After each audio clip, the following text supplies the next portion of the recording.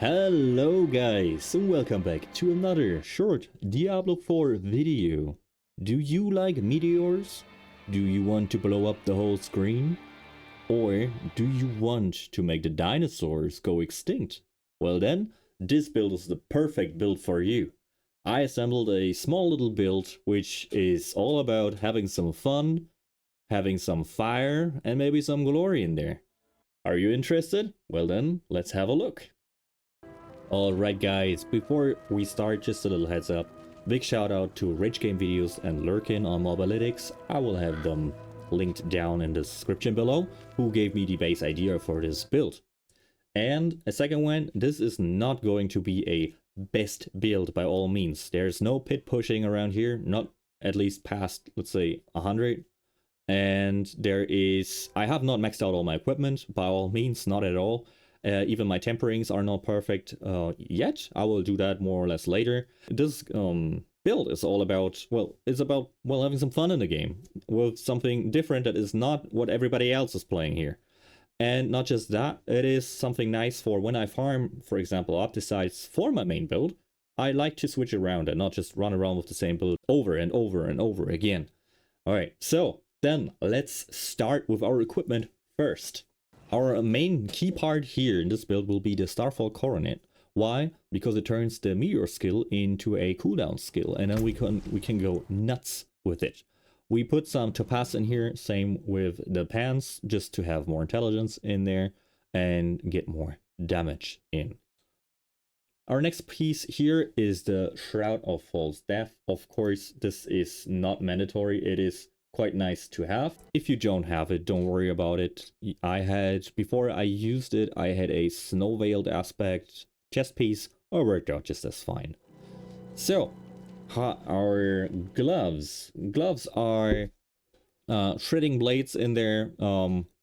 Just because ice blades will now inflict vulnerable, so more damage output, more fun, more blown up enemies. I like that one. For the tempering here, we have fire damage.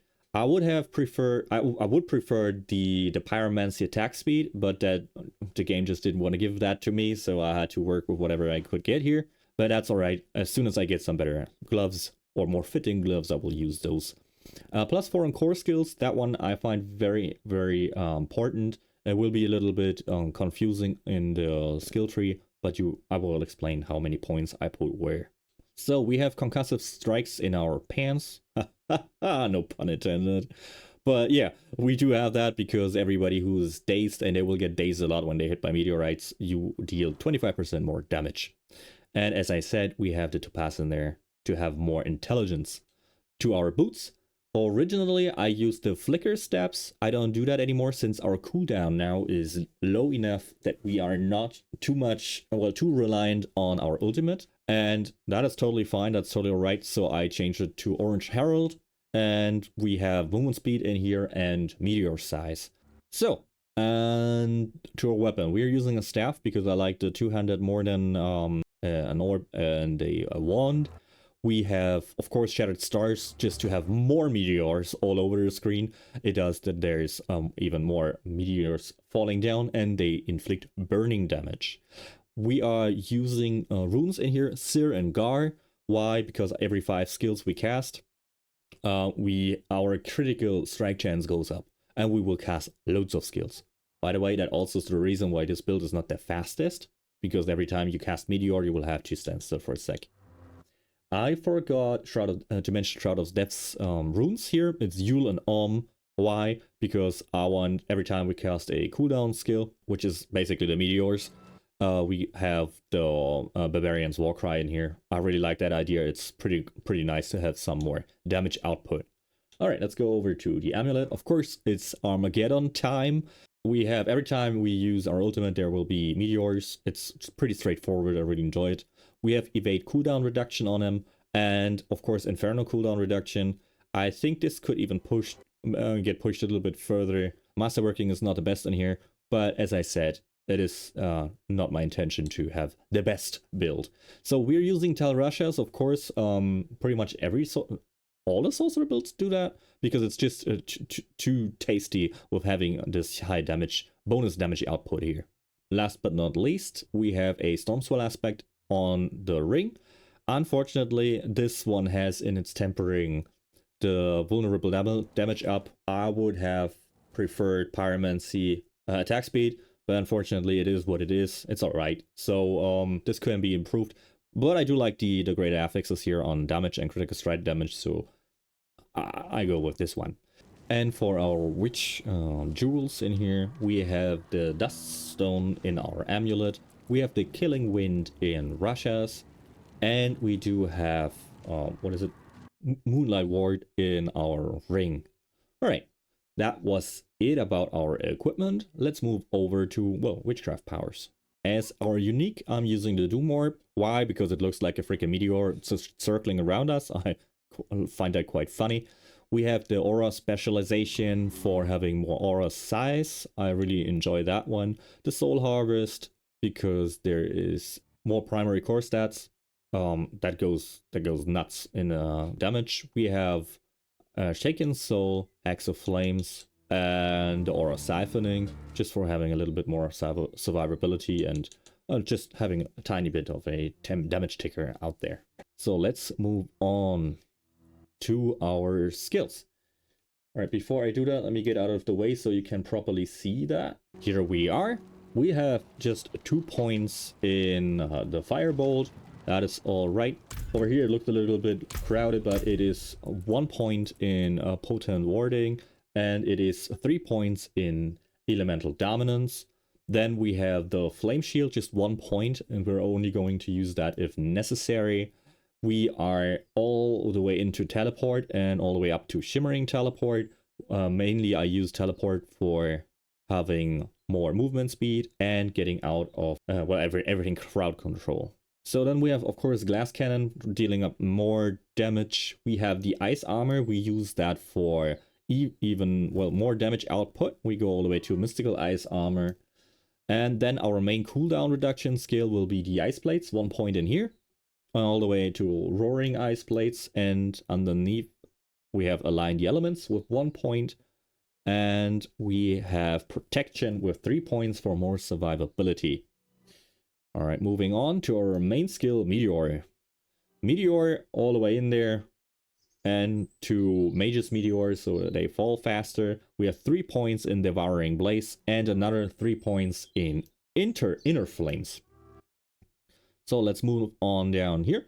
Permafrost, 3 points. So Icy Touch and of course the Hoarfrost as well, because more enemy and more damage to chilled enemies. Over here we have 3 points into Elemental Synergies. We have 3 more points in Evocation. And we have our Inferno with the new mechanic that when you have it on rank 5, you get bonus stuff, which is amazing. 5 on Inferno all the way to the max. And of course we have Endless Pyre with 1 point, another 1 in Warmth, and 3 all the way in there into Soulfire. So as a support skill for the ultimate, you can either use Aesus Ferocity for having more critical strike damage, or you can use Enlightenment just in general to have more attack speed and more damage. Well, actually, you know what? I should use that. Let me use this one since I don't have too much attack speed on my gear. So let's move on to Paragon. So on our Paragon board, we use, of course, 5 glyphs. We have not leveled them all up to the max yet. We have the Tactician, Destruction, Elementalist, Pyromaniac, and the Exploit. The Tactician we are using on the starter board right here. And then we move all the way up to the Frigid Gate board. The top left is where the glyph is, the Elementalist glyph is placed. I'm focusing here mainly on the damage dealing and damage improving points. And then we go to Fundamental, Release, Pyromaniac on the bottom here, Pyromaniac glyph in here, just to put out more fire damage. Same with here. This is the Searing Heat board with the Exploit on the top right over here. And last but not least, the Icefall board with the Destruction glyph down here. So now I'm back. I think this is pretty forward. Mostly, I mean, it's not done yet. We can still level up, even if it takes forever. and you can have some more survivability. For example, here, these notes are for damage reduction for chilled enemies, same like here.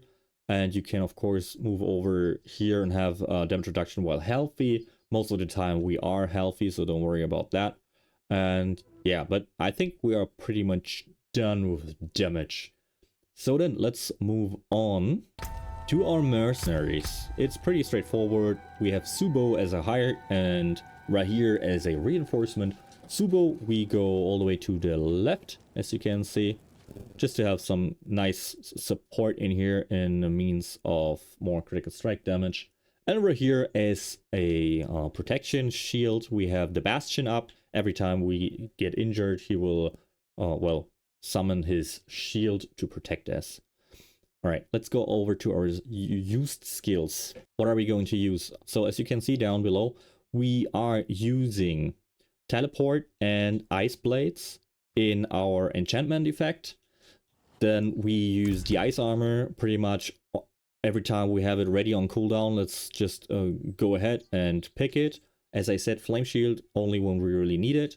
And our main skill, Meteor and Inferno, pretty much every time we see anything that needs to disappear, we make it disappear. All that is left to do, I would say, is destroy a boss. If you guys liked the video so far, hey, why not leave a like, comment, subscribe for even more videos. And not just Diablo, there's tons of more I do, because I love gaming, I love sharing with you guys.